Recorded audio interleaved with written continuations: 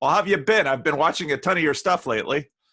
I've been extremely busy because I came off sabbatical in the beginning of January, and so I've taken on teaching 4 courses and continuing all the research, and at the same time, both the quantity and the quality of the requests for interviews and discussions has gone up considerably. So I've and then. And then there's been some rather serious situations in sort of my personal life and my family, and so it's just been kind of a hectic time. But everything is resolving well. The universe seems to be smiling on me right now, so that's fine. Good, good. No, I know the feeling. I just this morning finished your conversation with Andrew, which I thought was just tremendous conversation, really lovely. Oh, thank you. I mean, I really hope more people watch that because Andrew gave me and also afforded me trying to discuss this issue around the religion that's not a religion in much more depth and nuance and detail, and to avoid some, I think, mischaracterizations that have been occurring about what I'm intending when I'm trying to talk about that. And so I was very grateful to Andrew for that opportunity, actually. Well, communication is really hard. I mean, you can do 50 hours of video and think I'm just touching everything. Yeah, that's for sure. I mean, it's interesting in that, you know, as I turn from after the meaning crisis towards after Socrates, I'm just realizing, wow, like I know it sounds pretentious and hubristic to say. The 50 hours only sort of skimmed on the surface of what I really want to get into. And some of your viewers are probably going, "Oh no, he's already so dense."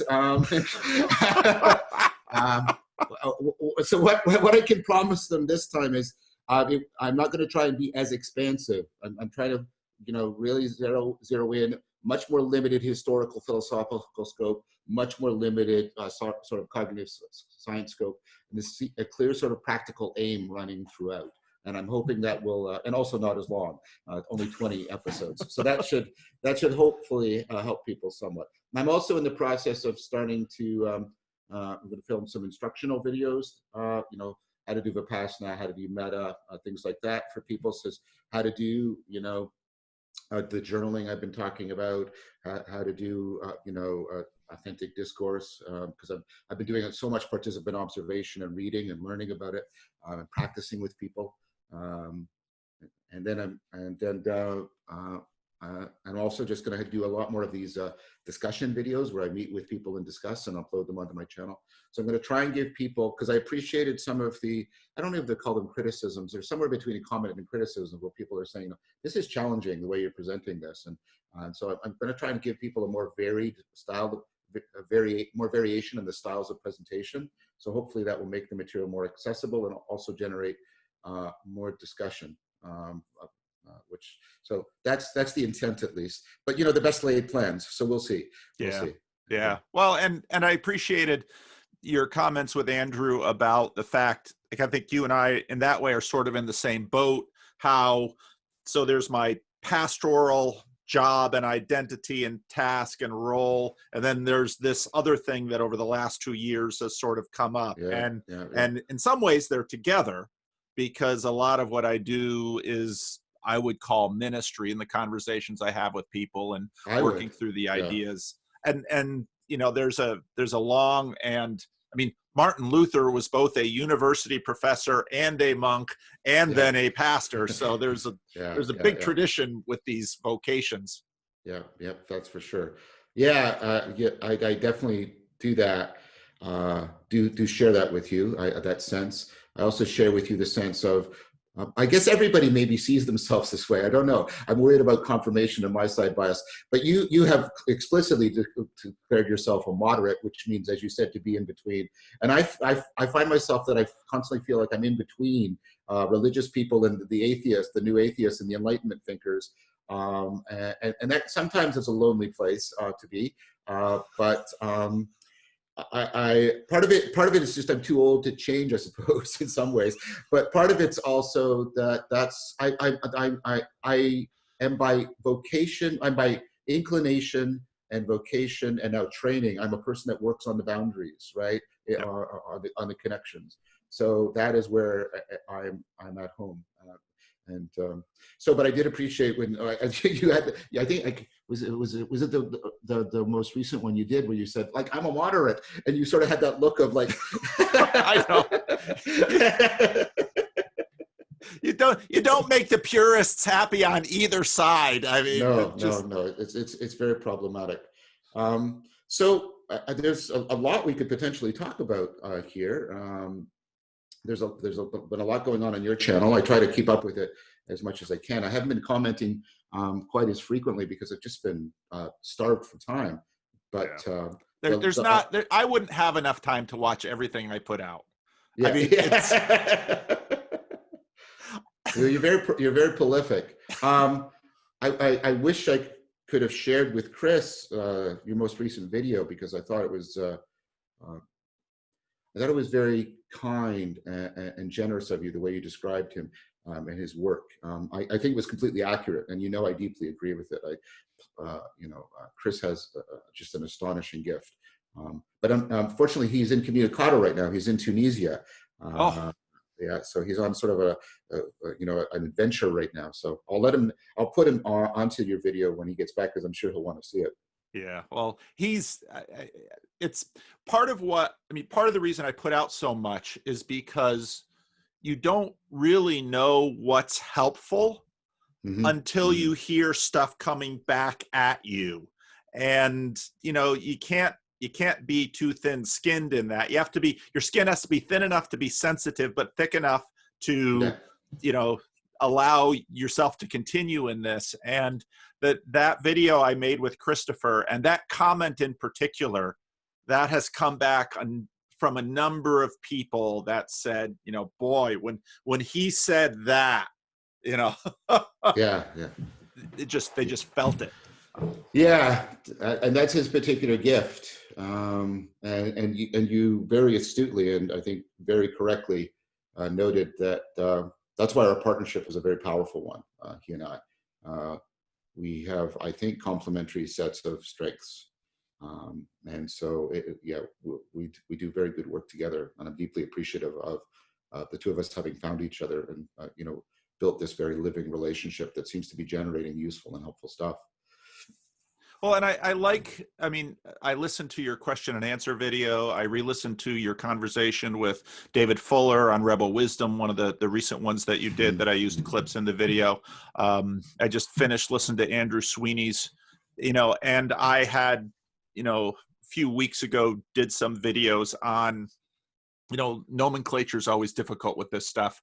The post-Christian, even the post-evangelical community, the nuns, NONES, that have been leaving the church. You've mentioned them quite a bit, and they too are part of the meaning crisis. One of the things that I've been noting also, you and I are about the same age. We grew up in sort of the decline of the church in the West as it's coming down from its Cold War high. So in many ways, people we at least had deep exposure to the church and Christianity. The millennials, many of them have had significantly less. So, because all of these communities are of course, they're not, history doesn't work this way. All these communities. It's been interesting trying to figure out how to talk about these dynamics and having more and more conversations now with, one of the things I do on my channel is I always try to keep sort of an open channel to, randos can talk to me that I have zero preparation with because I get such interesting feedback from them. But, more and more people now who they had no connection with church as a child. They had no connection with Christianity. They have, in many ways been gripped fully by the meaning crisis because they had a child, or maybe they had a divorce, something happened in their life that undid the thin foundations that the culture offered them. Yeah, and very much. now they are looking for, a full 4P answer to, well, what does it mean to be a human being? And right away they see, I need a community, I need a frame of reference, I need all of these things. And whereas, the relationship with the church that they have, that some have and others have not had in the past, then gets interesting too, because some, of course, sort of return to it, some push against it, but when they grab something else, all of that church stuff in their past, they simply transfer over to the new reality. It's been fascinating watching this progress through the demographic generational divides. I think that's very, very accurate. I tried to indicate, I can't remember who I was talking to, how this is also, you're seeing this also, at least in North America, about for religions other than Christianity. So I pointed to two, for me, are exemplary cases. I talked about Stephen Bachelor and Evan Thompson. And I talked about, here's two people, Stephen in particular was deeply trained. He was in Asia and lived in the communities, and he was at one point, I believe, the editor of Tricycle, one of the big Buddhist magazines, and then here's Evan, who's been practicing, for decades, and worked with Francisco Varela and the Dalai Lama to, and the Mind and Life community, and so these are not dilettantes of Buddhism. These are people who are have been deeply within it in powerful ways, and then they have both written books. Stephen has written After Buddhism, and Evan just sent me his copy of Why I'm Not a Buddhist, which of course is echoing Bertrand Russell's Why I'm Not a Christian. And so it strikes me as, I suppose, as a scientist, I want to understand the more general phenomena. I understand as a pastor, you want to understand a more specific phenomena, and that's fine. We're not in competition about this. I think. Right. I think these are complementary, and so I'm trying to figure out what is it that's lacking in both of these, because they're so different in a lot of ways. So there must be some common thing that's making them non-viable for people. And I'm trying to do that without making simplistic claims. Well, it's that Christianity is false or Buddhism is false. I want to try and understand this more and more deeply, because again, I think that's part of what's going on in the meaning crisis. I tweeted today. I don't know if you saw it, but because that was meant. I hope you took it that way. It was meant as a respectful response to you, right? Because you've been doing this very interesting stuff on Holland, who I was only introduced because of you. I'm familiar with the style of argument because, Holland gives, I think, a much clearer version than Jordan Peterson does. Yes. But the acting as if, right? Yes. And Tom Holland, if I misunderstand him, please correct me, because you know more than I. But it seems to me his argument is much more specific in that, you're acting as if in a very deep way, in terms of a lot of your moral commitments and your value structures are deeply indebted to Christianity. And so that's what I've been taught to call a performative argument, right? And I think the meaning is clear. But then I try to point out, but there's a flip side to this, right? Yes, Jordan may sort of get into a debate with Sam Harris and sort of show that he's performative this way. But then you also have to ask the question, well, if it's so much in our grammar and in our blood, why do so many people find it a performative incoherence to try and go back to these religions? We have to ask the flip side question too. We have to, right? And because we're not being fair to people. We're especially not being fair to people as brilliant and sensitive as Stephen and Evan. Right, and I know Evan personally quite deeply, and Stephen I got to meet and at a conference, and we had dinner together. So I got some sense of him as a person. I've read, familiar with their work. So that's my thing is, okay, yes, granted, I get it. The Peterson and Holland arguments, they do deserve to be taken seriously. And one of the things I think what they've done is show how, for lack of a better category, the new atheists have just ignored that aspect. Yeah. And of course, for me, that lines up with, you know, the perspectival and participatory aspects of knowing. But then I want to also say, yes, but the reverse is the case. And this is the case because I've done research on the nuns, right? And I tried to make, you know, I think, okay, so I'm going to say something, and I'm happy for you to challenge it, right? But I see about the nuns that both the theists and the atheists are sort of getting it wrong, right? It's the theists seem to be saying, well, don't they understand the truth? And the atheists are saying, yes, they understand the truth, right? The reason why they're not doing this is because they get that it's all just false and it's all just a fairy tale.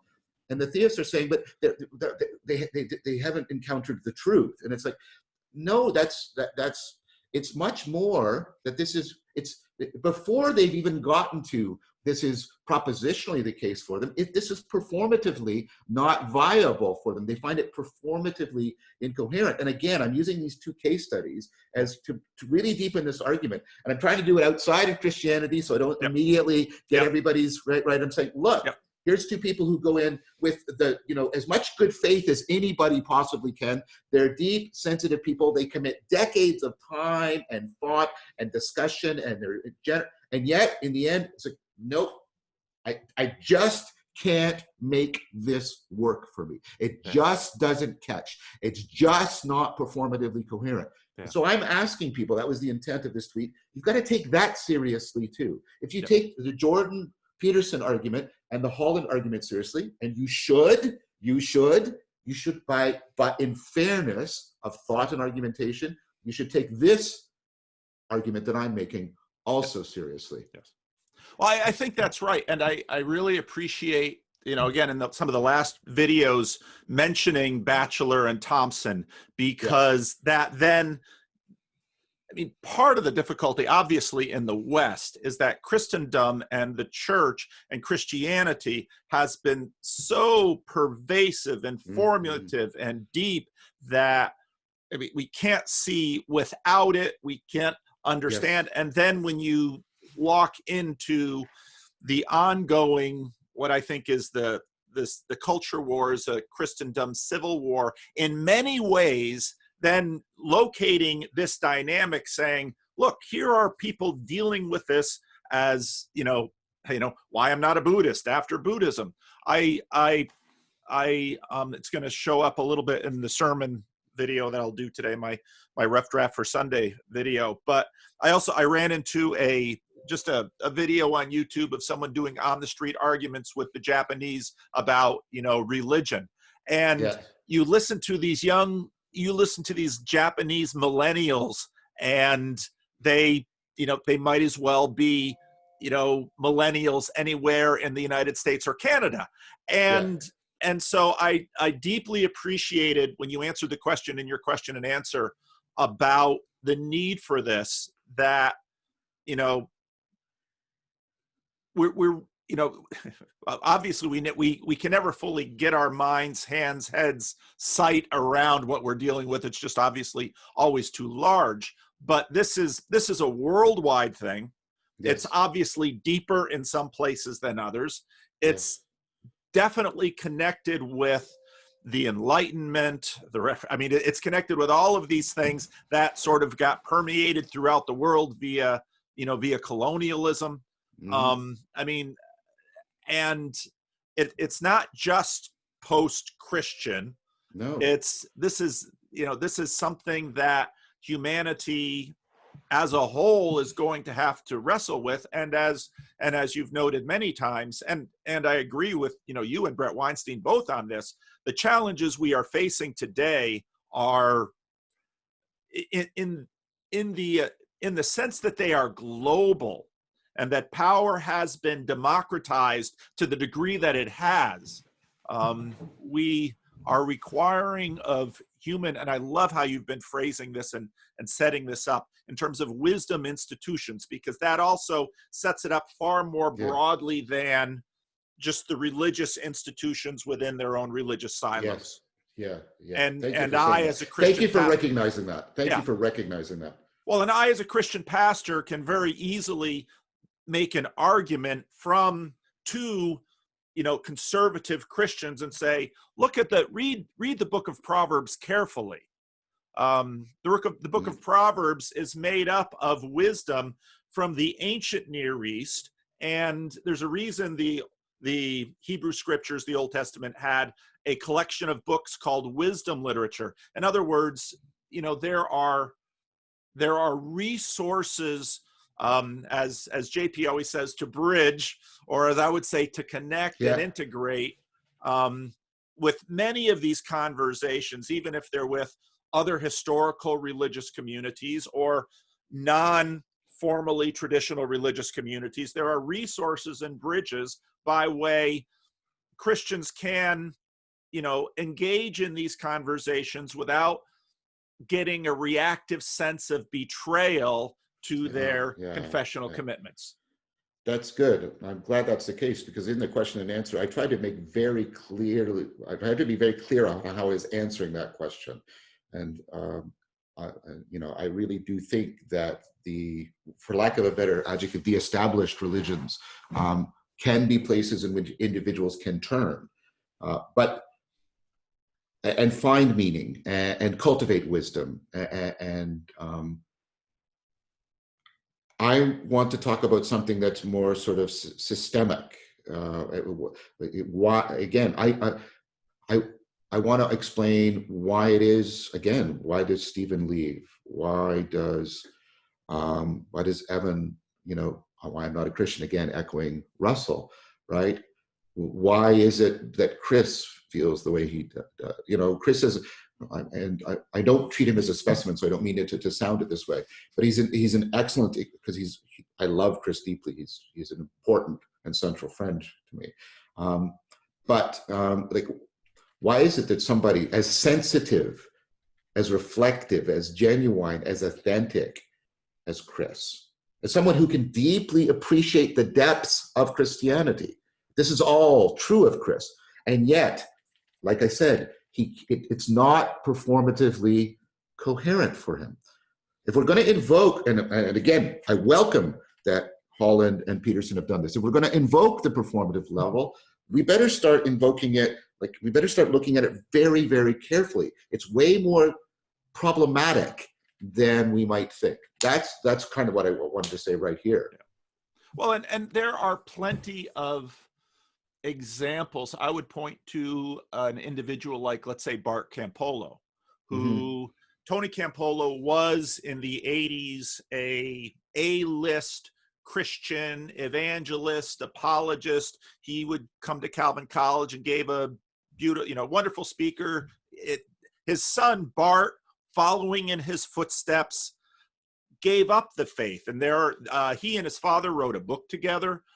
There's a really interesting video on YouTube about he and his father having this conversation. Bart Campolo gave up the faith, became for a while at Berkeley, I think, a humanist chaplain, because part of the problem when preachers give up the faith, I got to figure out what to do. Yeah. I was gonna say it's too much in the blood, right? Oh, that's right. Yeah. It's in the blood. It's it's the way you make a living. Part of right. Of course, right. So I think, obviously there's a tribal reactivity, an understandable tribal reactivity within Christians to look at these people and, condemn them, hate them, do all of that. Tribes, human beings have tribes for a reason. They're very functional. Yes. And so then to pour scorn on the likes of Bart Campolo, it's also, I think, a more productive posture to take to say, where have we gone wrong that someone at this level would have felt the need, at high personal cost to themselves? There was no reason to imagine he had a poor relationship with his father, to strain the relationship with his family, to grieve his parents. And his father's they're both very healthy individuals, and they're talking through this, to grieve, the relationship, the loss clearly that his father has, and that they actually have a very honest dialogue as they talk through it. But for the church to turn around and say, we had the West, and the West was ours to lose, and we're losing it. Instead of hating on all the usual suspects, why don't we look in the mirror ourselves and say, what have we done? What is really going on? And I really do think that, you know, I found your work tremendously helpful in terms of, in part of the problem of doing this work within your own tribe is that within a tribe, all of the ready answers are always promoted. And it's difficult to think clearly and creatively unless you actually have people you're talking to who are not in your tribe.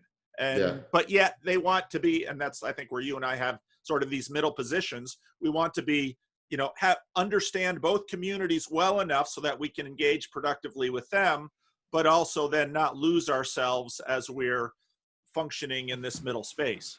I agree. I think that's well said. Part of my motivation is, I've already admitted to all my personal motivations for being a moderator, or being a bridge builder, to say, to pick up. Oh, I'm talking later tonight to Mary and JP again, by the way. Oh, good. That was another wonderful conversation.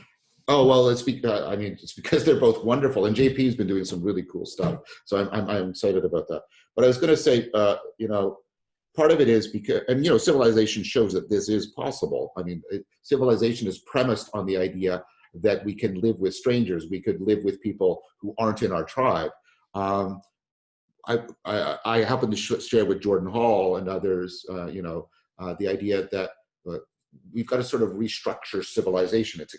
And that's why I call that sort of a cultural cognitive thing, because we do have to figure out a way of going, you know, I don't want to say post-tribal, because I'm not trying to imply that people will give this up, because it's, as you say, it's evolutionarily wired into us, but sort of maybe trans-tribal. Maybe that's what I'm trying to get at.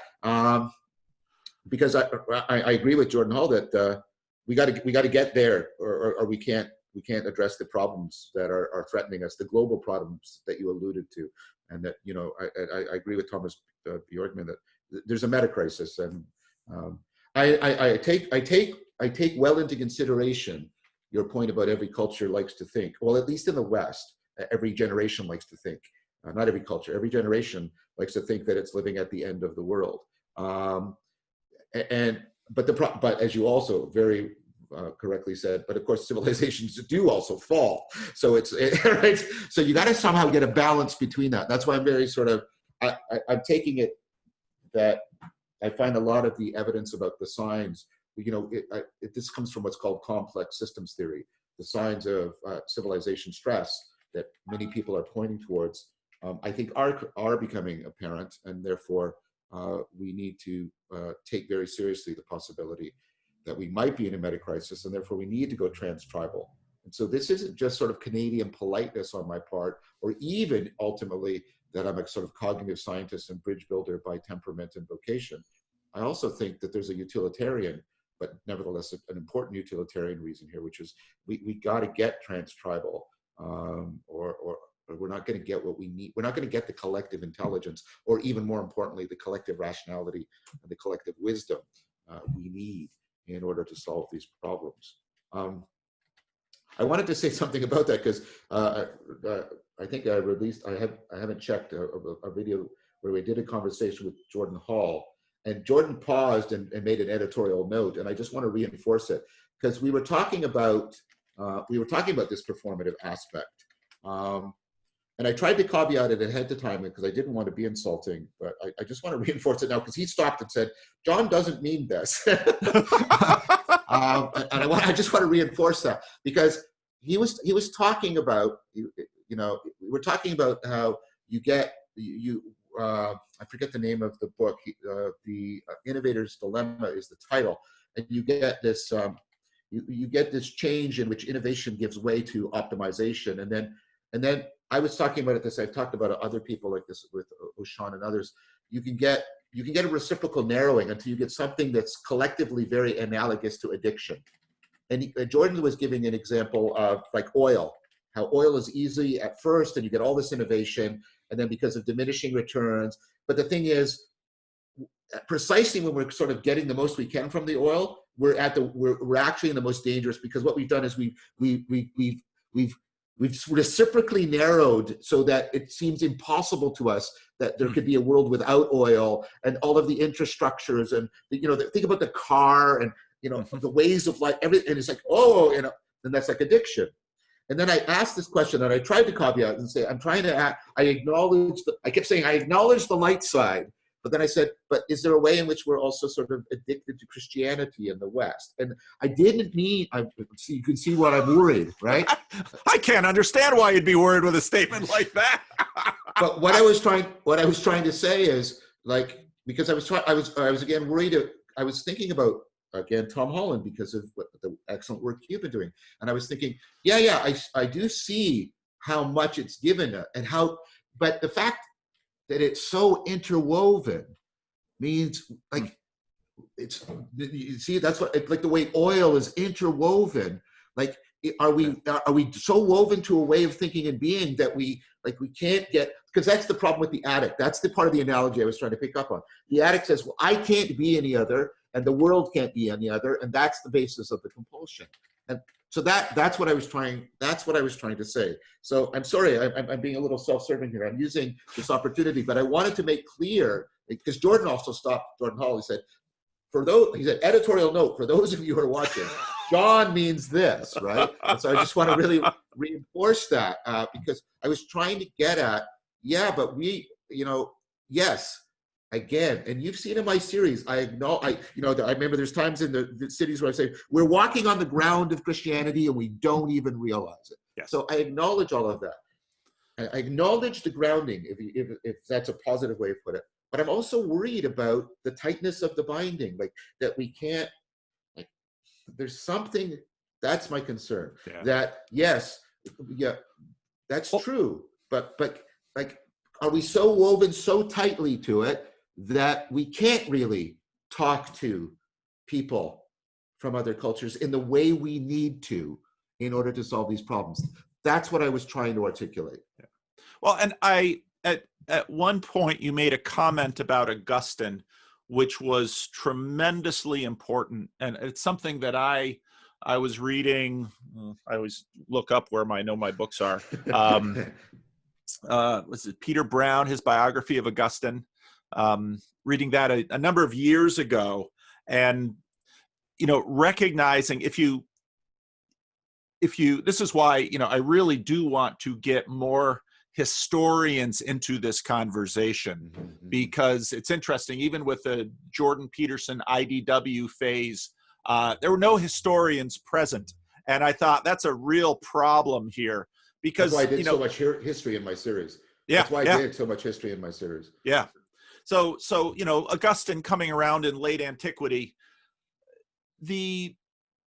when Augustine embraces Christianity, he does so because he is hungry and thirsty for wisdom. And that's very clear with Augustine, that this is what he understands Christianity to be. And if you read, I read Fox's, I think it's Robin Fox's book that he put out a few years ago on Augustine, which sort of set Augustine within the context of late antiquity, and gave a good thorough chapter on some more detail, higher resolution stuff on the Manichaean perspective. And you read that, it's like, whoa. And then you look at the Neoplatonism, and it's like, whoa, because if you, like me, grow up within post-Reformation, confessional Dutch Reformed, Augustine is one of the great heroes of the faith. And so when you look back at Augustine, you see your parents with an Augustine face mask on and say, oh, I know who Augustine is. And then if you actually do the work of reading Augustine, or reading around Augustine, or reading competent historians working on the continual project of history in that time span, you begin to realize, oh my, the world is by no means as simple as it seems to me. And you get a sense of the incredible capacity for human beings to live in different worlds. And that second, I think Brett Weinstein does a beautiful, he says, we have this genetic information code, information that we pass along, but then this cultural, and you cannot imagine a human being without both of those tracks or channels. And they play off against each other. Yes. I mean, right. Yes, exactly. I mean, this is part of the scientific work I do. I agree. And I mean, my point with that is that, okay. Addicted to Christianity, well, and again, you and I probably both get into trouble. You don't have to use you don't have to use my phrase, Paul. I mean, I was trying to draw an analogy between the addict, our cultural relationship to oil, and a potential problem with our relationship to Christianity. Right. But it's the right metaphor, I think. But also addicted to a particular kind of Christianity, because what you see, that I would be more, yes. Because so I'm a pastor, and I am always dealing now, especially my parish is all over the English speaking world right now, and I am walking with people as they continually do the work of, okay, so they have this world, and then they have this faith, and this faith is obviously encapsulated very heavily in propositional, or obviously in propositional truths, but also very much in these other ways of knowing, which are not anywhere near as manipulable as the propositional statements.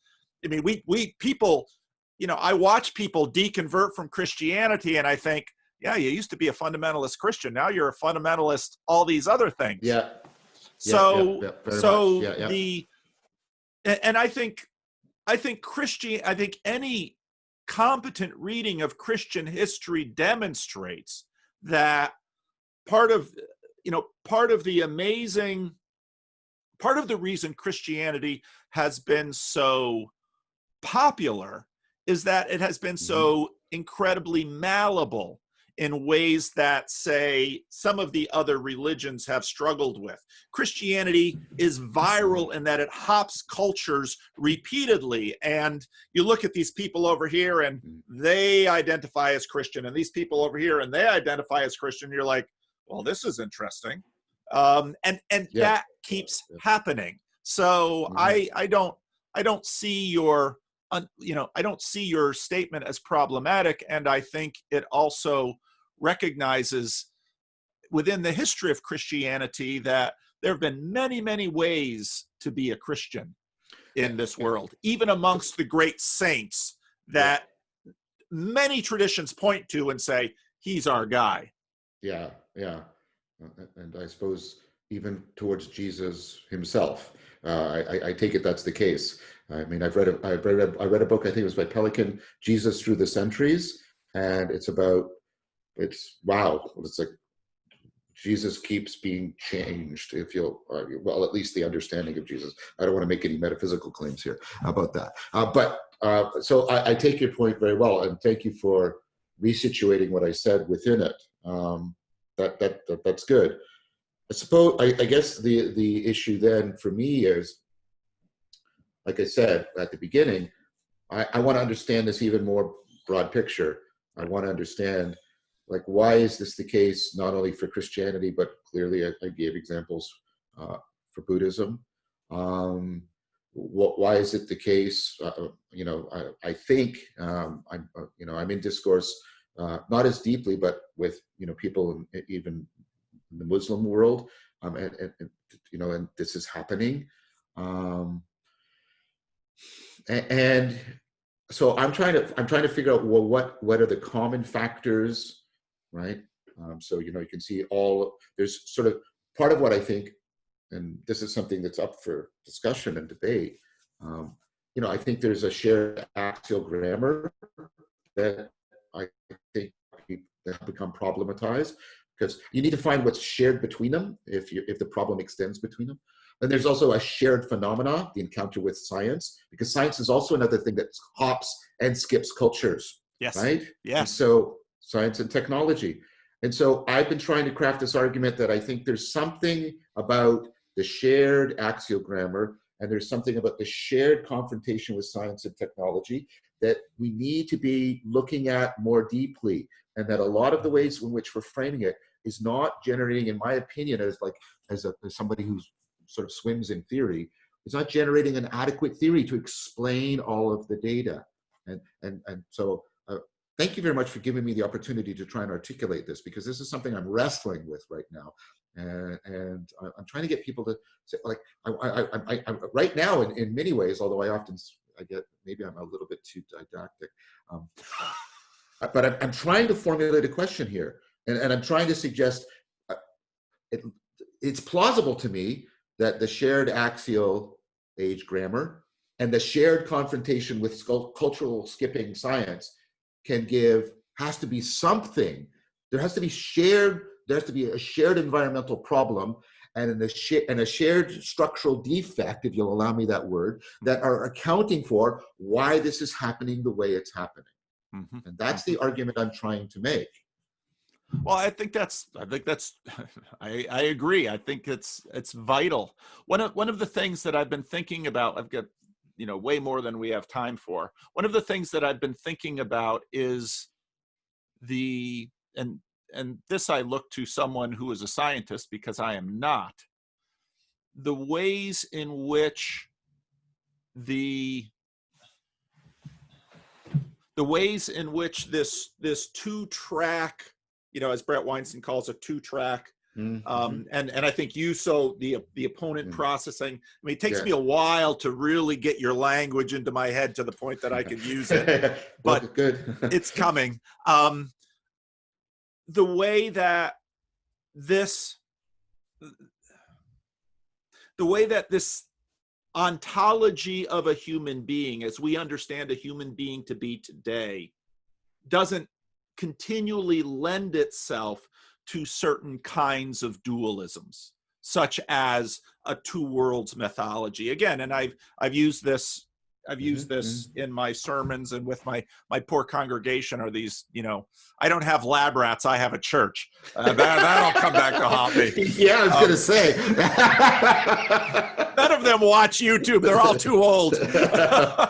Okay. But again, so an older congregation, and we've talked about this before, sort of the narrative identity that they have, which doesn't age because it's a narrative, just like the idea of love doesn't age, whereas every instance of love, as C.S. Lewis says, either dies with death or betrayal.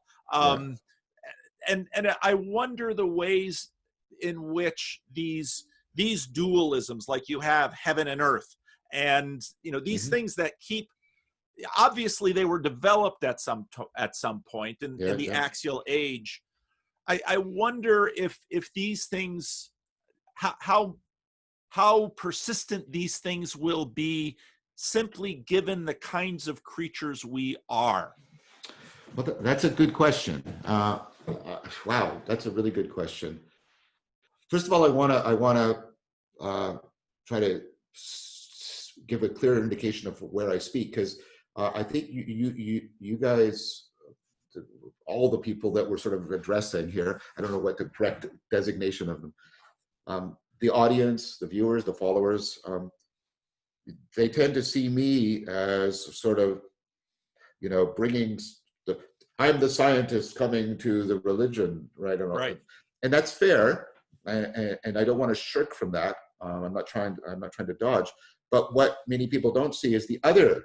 They don't see me within the world of science very much, and what I'm doing there, which is I'm trying to get the science people to talk and think about things that they traditionally have not wanted to talk and think about. And I mean, and this has been personally costly for me. It has taken a long time. It's taken 25 years, because for a long time, and not just me. I mean, other people like Evan, he was doing similar stuff, and Varela, and many people.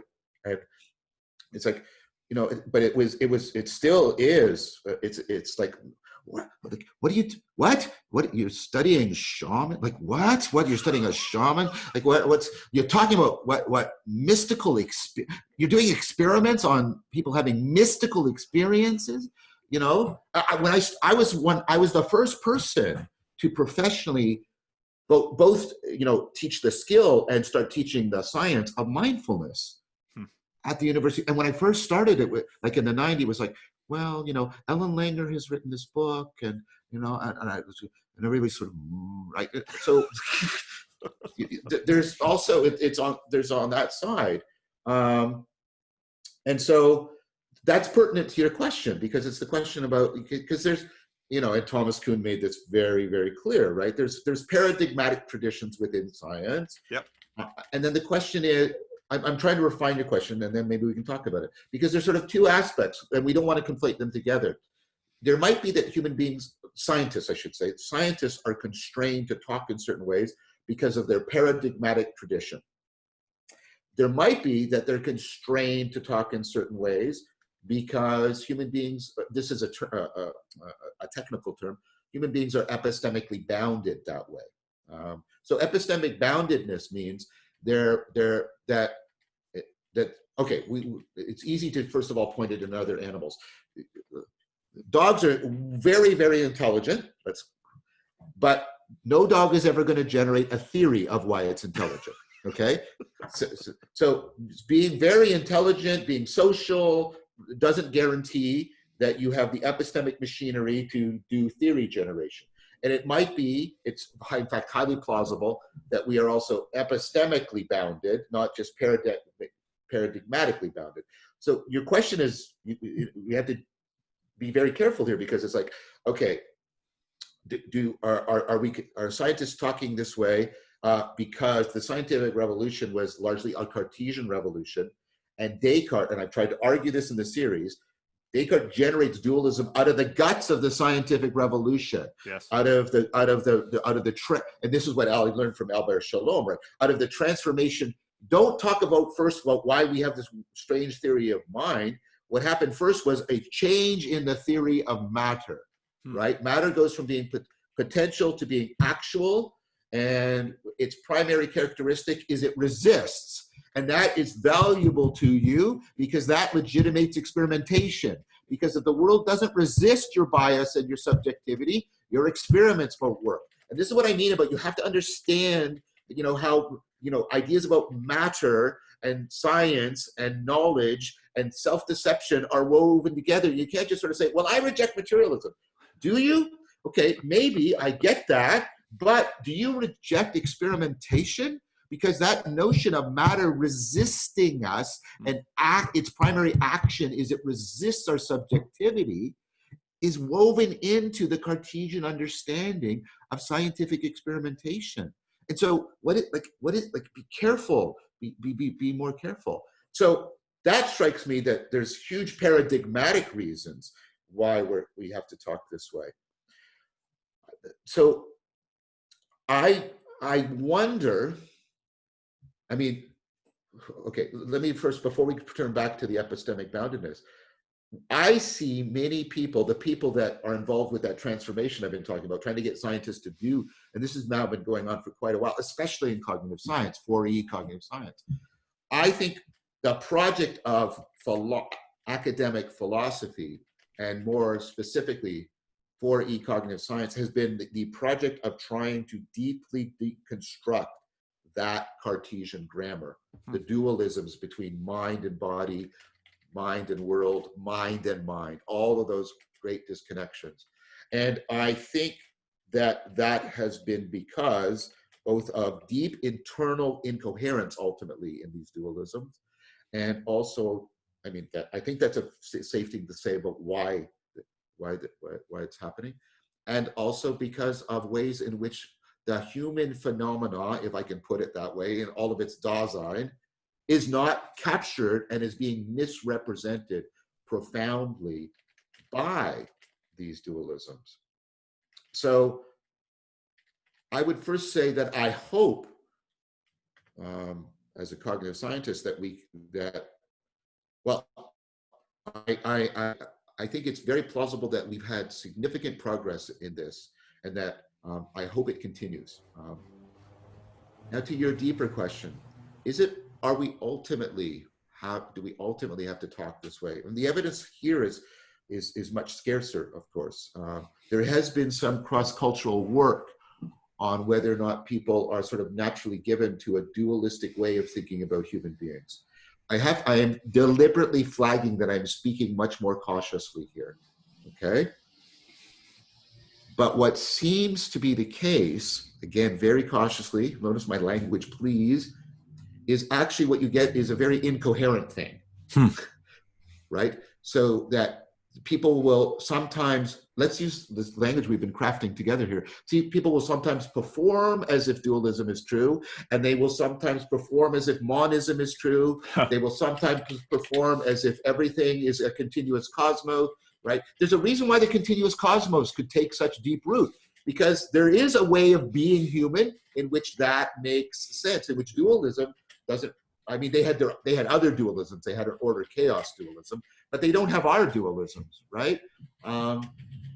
So that's, you know, and you can get a sense of this, and oh, I almost made a bad mistake there. I am in no way equating other cultures to small children. Okay, I'm not doing that. Okay, no ethnocentric stuff here. But you can see this kind of incoherence in small children. They will talk. They will sometimes talk. They have to get past sort of 4, because before they're 4, they're not dualists. They don't, because they have no sense of having a mind. They can't. I can't introspect myself until I've developed a very significant skill of being able to pick up on your mental states. We think this sense of our inner headspace is natural to us, and no, it's not. Yeah.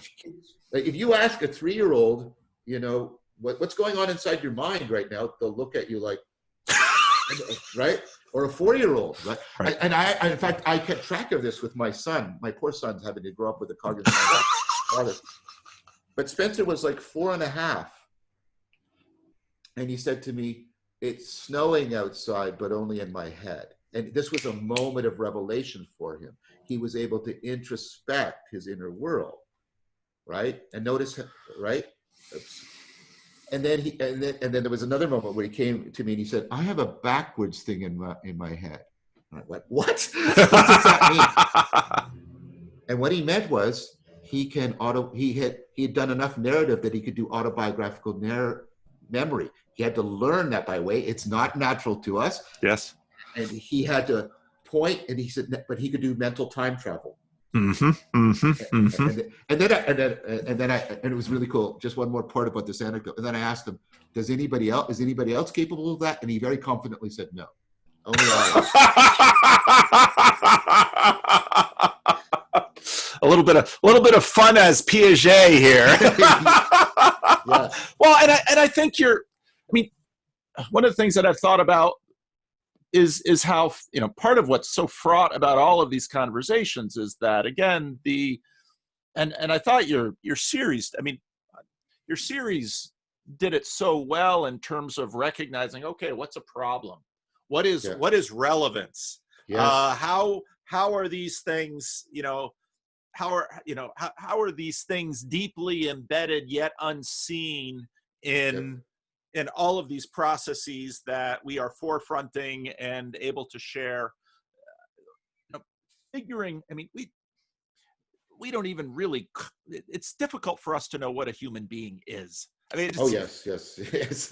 And so, we look at these things in children. One of the things hopefully will be, I'm going to have a conversation with Tom Holland coming up in February. We're working. Oh, excellent. And so I've been, trying to get through as many of his books as I can in anticipation of that. And I began The Forge of Christianity or Christendom. I began that last night, and he begins with this, the great story of Henry and Gregory at Casanova or I forget the fort, but and he says, right here, in a sense, the idea of progress, the idea of progress takes the field and, wins the West. And you just stop and you think for how many of us that is, it's just simply so built into us, we can't see it. One of the most, people, we talk about wisdom. One of the things I'll often recommend to people when they, get out of university or in their 20s, I'll say, you know, don't just go and be a tourist in another culture. Go Yeah. and live in another culture for 5 or 10 or 15 Yeah. years Yeah. and learn another language deeply and pay attention to the people in the ways that they think differently from you and their assumptions are different from you. And so this will hopefully breed within you a deep humility, Yes. Yes. Yes. and at all sorts of levels. So Yeah. I think it's but excellent advice. That's very excellent so advice. so you know, I hate to always have to give qualifications, but you know, these qualifications are around everything that we're processing, because Yeah. you know, what is a human being, and these capacities that we have, and we naturally line up these capacities into hierarchies because that's what actions demand. I mean, it's just on and on and on and on and on and on and on. So I know you've got a deadline, so I want to respect that. But there's one more thing I wanted to kind of throw at you. I can go for about another 15 minutes. Okay, good. One of the questions that you took in the question and answer, which I thought was very interesting, when they asked about, which as a pastor, I really laughed hard when the question was asked, because it is my life. I mean, how can you basically, how can you make someone else be wise? It's like, that's kind of my job here. And I don't know, I've been doing it for 30 years, but you know, but then in your answer, you know, you mentioned, you know, all here at the university, you have the authority of, you know, of a professor, you have the authority of that office. As a parent, you know, you have the authority of that office. And, you know, it really made me ask the question, you know, what is authority?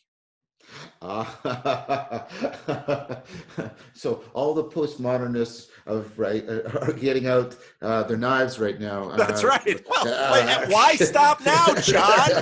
We had knives all over the place. They can only kill us once. I mean, a part of it is, and you know, and I mean, I do want to qualify what I just said, because I think different postmodernists have different things to say. I mean, I think what Derrida has to say is very different from what Foucault has to say. And those are the two that I know well.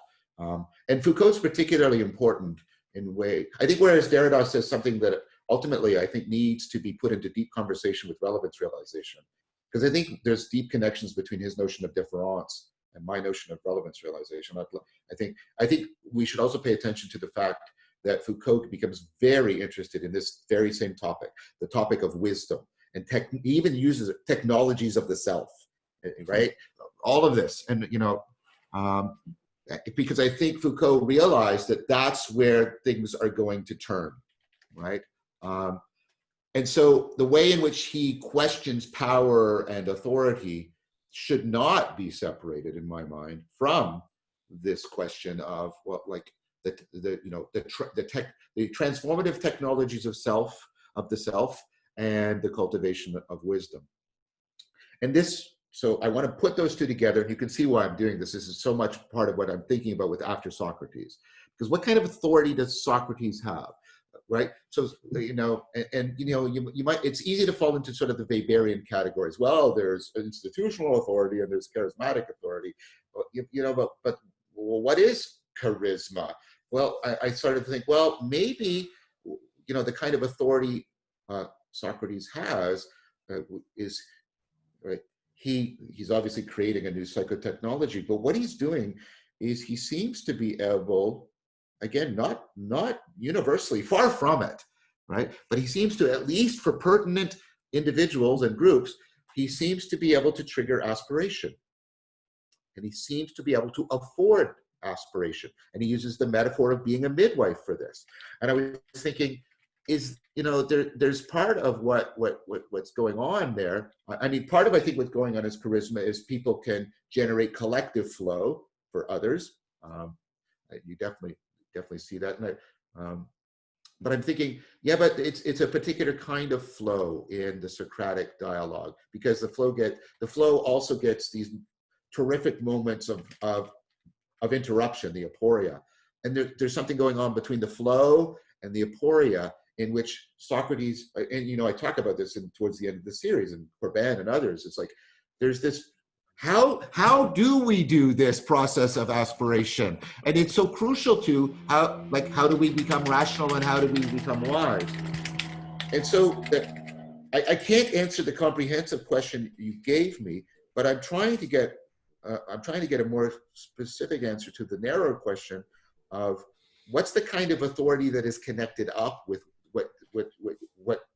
what actually, you know, provoked your question, which is what's the kind of authority that can lead people to wisdom? And it seems to be something about being able to engage in serious play. There's this aspect of being able to take up a role that gets people into the anagoge that actually affords aspiration. Because, you know, that's sort of my answer to the paradox of aspiration is, well, you get people engaged in reciprocal opening, anagoge, and you give them enacted symbolism, because the Janus face nature of the symbol, right? And with the enacted symbolism, the serious play and the anagoge, that's how people aspire. And so I think individuals who are particularly adept at triggering, is that even the right word? Triggering and platforming and affording anagoge and serious play, though that they get the authority around the issue of wisdom. That's my answer to that question. Well, and I think, you know, to kind of pick up where you and Andrew left off, because Andrew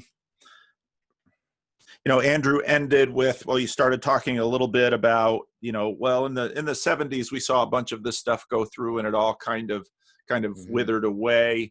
To pick up on this, you know, on this aphorism, you know, without individuals, nothing changes. Without institutions, nothing lasts. Yeah, for sure. And, you know, the thing, again, as a pastor who, I mean, I'm a pastor, I occupy an office, and by office, I don't mean, you know, the room I'm sitting in.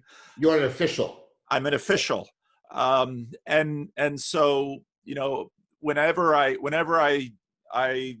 listen to your project, you know, again, with all respect, and I loved how Mary in one of her videos, you know, talked about you, and hey, this is, you know, he's trying to help people. So she's talking to the Christians. So, you know, get off his back a little bit here. I'm so deeply appreciative of Mary, so deeply appreciative.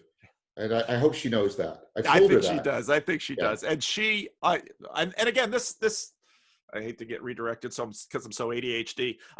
You know, she was one of the people early on that contacted me in one of my first conversations, and talking, you know, and it's just the delight of finding. So here's this woman, you know, grandma lives in Georgia, you know, was a Jehovah's Witness, becomes a Roman Catholic, is into organic farming, you know, all of this stuff. And then she's, you know, listen to Jordan Peterson and grabbed onto that and grabbed onto my videos and grabbed on your, and you know, is now interpreting, you know, Joseph Ratzinger to the world. And I just think, you know, it's just beauty, it's glory. And I praise God for Mary. So, so anyway, back to where I was going.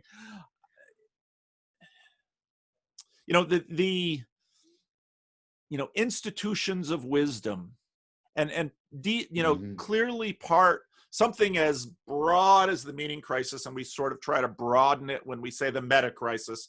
You know, something as broad as this crisis obviously has deep connections not only to the loss of some traditional institutions such as the church, but also the skepticism towards institutions and authority, in general, which has pervaded our culture since, you know, and so now, you know, one of the things that I see in in various other ideologies.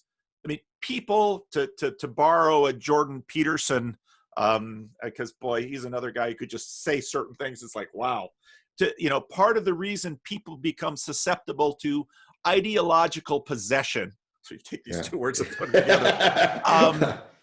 Ideological possession is clearly, past tyranny, practice within wisdom institutions such as the church. I'll be most upfront with that one because that's the one in which I inhabit. But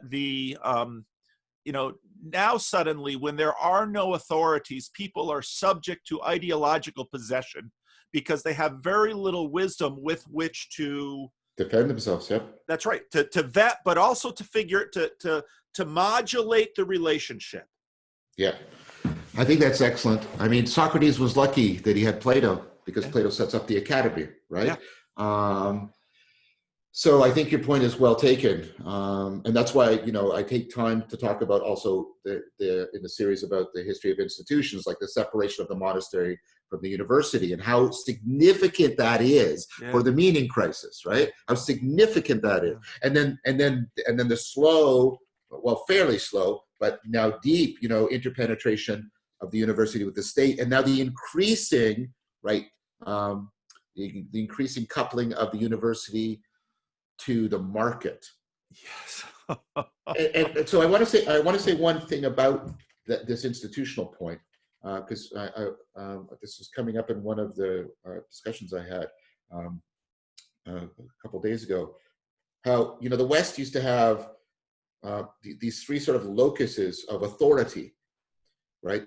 And much like we talked about with Weinstein, how you can play your biology and your culture off against each other. Individuals and groups of individuals could play the church, the state, and the market off against each other, right? But what's been happening, and this is something that I think I was talking to Jordan Hall about, is we've got the homogenization of power. The church-state thing fractured, right? And the market state thing has, like, the difference between them has progressively disappeared. And we like it more and more. The job of the state is to manage the market and to be managed by the market also, because there's a complicity there, right? And so what's happening with the homogenization of power is that, and I'm trying to talk about this systemically, and I'm not trying to demonize, but with the homogenization of power, there's kind of also been a stupefaction of power. Power has lost the ability to self-correct. And that's part, again, of, the elites, right? If to use a really, oh my gosh, you'll talk about a fudgy word, to use your language. Okay, but the elites, right, are seen as less and less responsive. And I think it's part of it is because we have gone down a pathway of the homogenization of power that has made the elites stupid in the sense of because there aren't competing opponent processes anymore within the power elites, they have become stupid in their collective capacity to solve problems. And I think this is a contributory reason why there has been such a turning on the elites, a suspicion of them, because I don't think that is completely illegitimate. I doubt that people are articulating it like this, but I think there's a pervasive sense that they're just not good problem solvers anymore. Yeah. And so, and yet they get wealthier and wealthier and powerfuler, if that's even a word. And yet they're not good problem solvers. And so what's going on? And you can see the rage and the anger and the frustration that people are sort of in that, like, what's happening? Why are they getting so much reward when they're doing an increasingly bad job? Yeah. And what they keep, and then what do we hear from them? What they say to us is, no, we have to have even more homogenization. The issue is we're not homogenized enough. And it's like, no, I'm pretty sure that's not the answer that we need right now. Well, I think we lost something very, very deeply when we lost the triadic opponent processing amongst the powerful. Yeah. I think that's excellent. I think that's really helpful. And so what then we tend to see is, well, we will, and how many times don't we see this in history? We try to take on the elites with the mob, and it's like, yeah. Yeah. No. And the mob is the base, the lack of wisdom grown large. I mean, I think it was with Jordan. I am not. I think it was also when I was talking with Oshan. I'm not proposing revolution. That's not. I mean, in fact, I think the way you get out of the addictive reciprocal narrowing is you need the anagogic reciprocal opening, and that's a very different proposal from let's smash it all. And so, I was trying to answer your question. I was trying to propose an account at the institutional level, because that's how you had framed it, yep, of why there is such dissatisfaction. And I think, I don't claim this as a complete explanation, but I think one factor we should be paying attention to is the homogenization, stupefaction of the power elites. Well, and this isn't simply true in government. If I go back and ask the question of the church, why had the church certainly had the West, why did it lose it? I think you can easily look at the period of the Reformation and say, well, the use of tyrannical power within the church was certainly possible, or part of that. And whereas today it's so difficult to talk in generalities because there are always individual circumstances where that's not the case. But, currently now churches are so weak. They only dream of tyranny in tiny little small places because, pastors are, as one person put, quivering masses of availability. That's really good. But so we've seen this systemically. We've seen it in government. We see it in markets to a degree, but we've definitely seen it in terms of the wisdom institutions in the West. That would be the church. And again, looking at this video of just person on the street interview of these Japanese millennials, that the person's asking them about Buddhism and Shintoism, and it's clear they don't know anything, and then they start talking like a moralistic therapeutic deist Westerner when it becomes clear that they're getting down to their religions at heart. And it's like, okay, so then where does the world go now? Because again, we're living in the midst of this significantly interconnected world. And I would imagine that these crises in large and small ways, because of the deep connections of the disruptions of technology and the ways that secularism has impacted societies across the board, the collapse of wisdom, authoritative wisdom institutions that function is likely systemic and pervasive. And I agree. Those are scary things.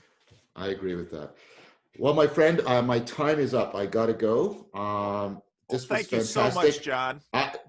Paul, I'm always, I mean, I hope we talk again. I always find it valuable. And, and thank you for announcing to people that you and I and Jonathan are going to be meeting in person next year. I'm looking forward to that.